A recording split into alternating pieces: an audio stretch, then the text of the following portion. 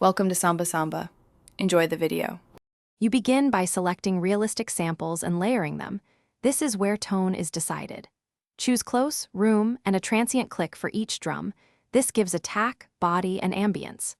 Once done, route hits into Drum Machine Designer pads and set initial gain staging so peaks don't clip. Make sure to keep quantize off now so you can nudge timing later for feel. These first steps establish the palette and dynamic headroom you'll shape in the next stage. Now you humanize the groove. You nudge note start times by small amounts, 10 to 60 milliseconds, and vary velocity values across repeats. This prevents machine-like consistency. Next, apply slight swing or groove templates to pockets, but be subtle. Too much feels unnatural.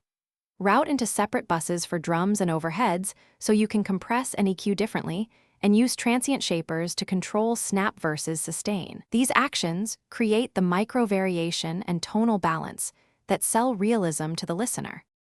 Finish by marrying tonal detail and spatial cues.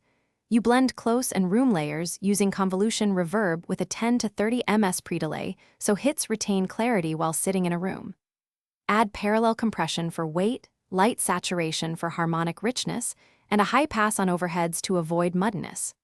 Once mixed, automate dynamics across sections and check in mono to catch phase issues. If things go wrong, if the kit sounds thin, solo the room bus and increase reverb level or pre-delay slightly to restore depth.